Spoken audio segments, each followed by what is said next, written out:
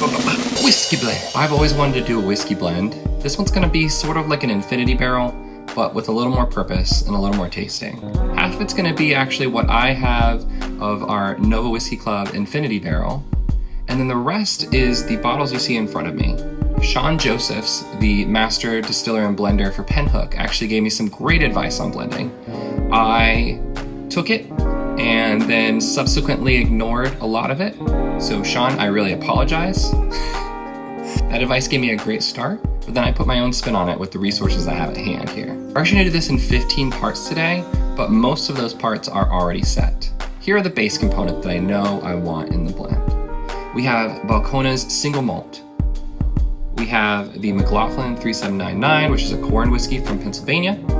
We have Bardstown single barrel from Kentucky. We're gonna do 2 parts, Sagamore Cask Strength Rye, which is a mix of Indiana and Maryland ryes. And I think it's gonna add a great spice. The first 2 variables we're gonna try are the Distillarium Triticale from Washington and the Oregon Spirits Bottled and Bond Rye out of Oregon. Add a little Pacific Northwest to this blend.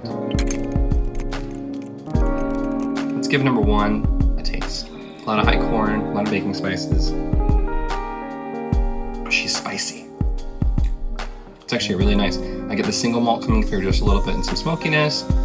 There's a little bit of the wheat part of the Triticale coming through. All in all, definitely hot rye heavy on the blend, which is really interesting. I like that, but I'm curious.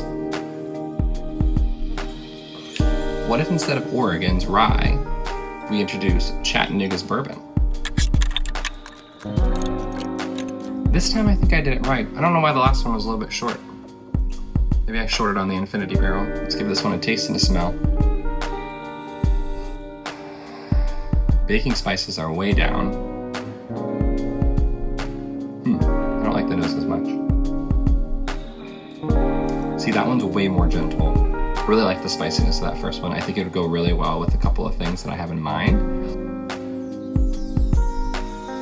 Yeah, I thought it was really interesting. This is actually like maybe a more cohesive blend, but it doesn't wow me the same way the last one did. So I actually think I liked that first blend best. So we're gonna stick with that, but we're gonna add the wild cards in now. Ben, don't hate me. I'm thinking about adding just the slightest smidge of American light whiskey of the 18-year Copper Buffalo, just to give it a little more proof and to give it just a little something extra. Similarly, we have some of Michael's Pink Lightning and the Queen of Hearts. You guys don't know what I'm doing with this blend yet, but I think it'll make sense if I'm adding White Dog to it now, once you know what I'm doing. Similar options, adding a little bit of wheat whiskey from Bernheim or oat whiskey from Dovetail. I don't know about these yet, but I do want to get a little bit of something from every state that I can fit into this blend, just for fun. I love my craft people, and I want to include them. Whoa. I smell this unaged oat whiskey. It is dominant in the nose. Well, I know right away, even though I think my experiment would help with this, I think this is going to be a little too dominant. I don't taste much else than that. I'm wondering if I add an aged oat whiskey at a better proof, if that might be better actually. So let's introduce the bootlegger into the blend. My pro tip for all this would be have towels ready. You're gonna make a mess. I see the oats much more balanced now. It is still there though.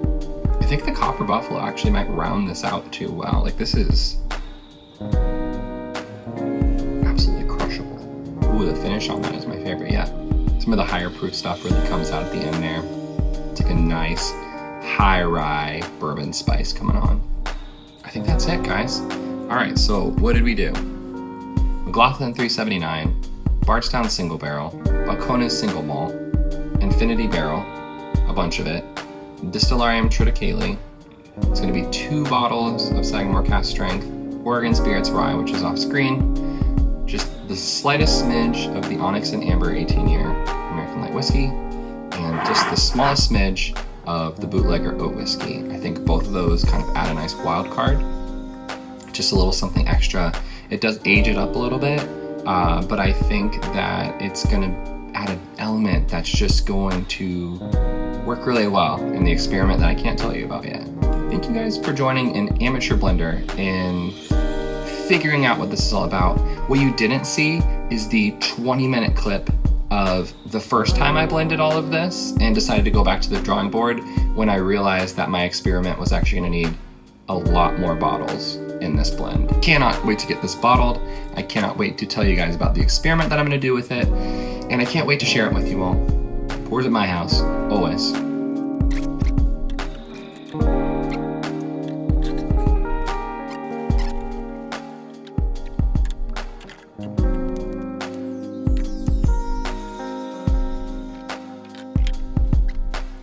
The Bourbon Bishop Infinity Blend. Time to find out what the experiment is. See you next time.